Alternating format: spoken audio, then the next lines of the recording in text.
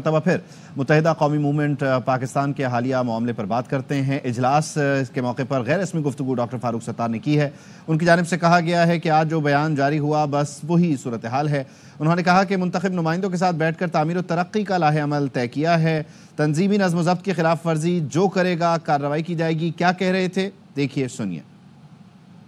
बेसबब नहीं गालिब, कुछ तो है जिसकी पर्दादारी। एमक्यूएम पाकिस्तान की तरफ से बयान जारी हुआ है, उसमें आपके तमाम सवाल के जवाब मौजूद हैं। कोई ऐसा मसला नहीं है जो आपस में बाहम मिलजुल कर बैठ कर उसे हल ना किया जाए। अब तो हम कराची में जो तामीर और तरक्की का अमल है उस पर तवज्जो दे रहे हैं। फारूक सत्तार की गुफ्तगू आपने सुनी। मुत्तहिदा कौमी मूवमेंट के अरकान कौमी और सूबाई असम्बली का इजलास हुआ है। डॉक्टर फारूक सत्तार इस इजलास की सदारत कर रहे थे। ज़राए का बताना है कि इजलास में खालिद मकबूल सिद्दीकी और मुस्तफ़ा कमाल शरीक नहीं हुए। राफ़े हुसैन हमारे साथ हैं, उनसे मज़ीद तफसील जान लेते हैं। राफ़े, बताइएगा, चेयरमैन के बगैर इजलास हुआ, क्या वजह रही? जी बिल्कुल, देखें, इजलास में खालिद मकबूल सिद्दीकी नहीं पहुंच सके। वो इस्लामाबाद से आ रहे थे, उनकी फ़्लाइट कुछ डिले हुई जिसकी वजह से वो इजलास में शरीक नहीं हुए। मुस्तफ़ा कमाल भी शरीक नहीं थे। उनकी जानिब से अनीस कायम खानी जो हैं वो इस इजलास में शरीक थे, जबकि तमाम अरकान कौमी और सूबाई असम्बली इस इजलास में मौजूद थे। PIDCL के का वफ़द जो है वो भी इस इजलास में शरीक हुआ था, जिसमें कराची हैदराबाद के लिए तरक्याती फ़ंड्स, तरक्याती स्कीमों समेत दीगर उमूर पर अब बातचीत हुई। इजलास में अरकान असम्बली ने अपने अपने हलकों के हवाले से जो स्कीमें हैं, तरक्याती फ़ंड्स हैं, जो मसाइल हैं वो डिस्कस किए हैं।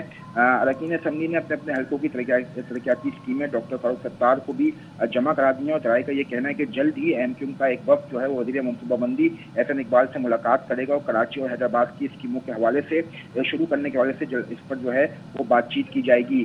जो गुज़िश्ता रोज़ एमक्यूएम के मरकज़ पर झगड़ा हुआ था, जो तनाज़ा था, उस पर फारूक सत्तार जब इजलास ख़त्म हुआ तो उन्होंने ये कहा है कि एलामिया जारी हो गया है। वाज़ेह तौर पर कहा है कि जो भी इसमें मुलव्विस हुआ उसके खिलाफ तादीबी कार्रवाई की जाएगी पार्टी डिसिप्लिनरी एक्ट के तहत, और ऐसा अफसोसनाक वाक़या आइंदा ना हो इसके लिए हवाले से भी लाएअमल बनाया जा रहा है। फारूक सत्तार ने ये भी कहा है कि अब इस मामले से हम लोग आगे निकल गए हैं। जो कितना आगे निकल गए, और इतना आगे निकल गए कि मुस्तफ़ा कमाल नहीं थे, वो क्यों नहीं थे?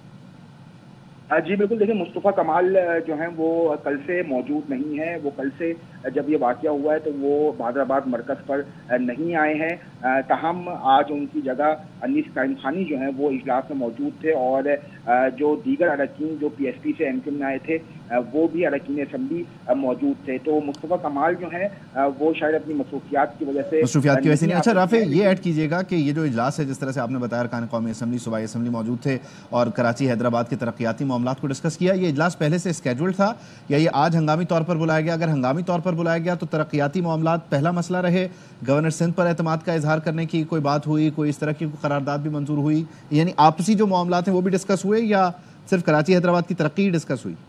जी देखें, ये पहले से जो इजलास था ये स्केड्यूल था, ये हंगामी तौर पर नहीं बुलाया गया है। अरकान असम्बली को पहले से आगाह कर दिया गया था, इसीलिए तमाम जो कौमी असम्बली के अरकान हैं वो इस्लामाबाद के बजाय कराची में मौजूद थे। तो स्केड्यूल जो है वो पहले से मौजूद था, और इस इजलास की टाइमिंग जो है वो 1 घंटा आगे बढ़ाई गई थी ताकि खालिद मकबूल सिद्दीकी इस इजलास में शरीक हो सकें, लेकिन क्योंकि वो इस्लामाबाद से नहीं पहुँच सके इसलिए वो इजलास में शरीक नहीं हुए। ठीक है, बहुत शुक्रिया आपका राफ़े हुसैन।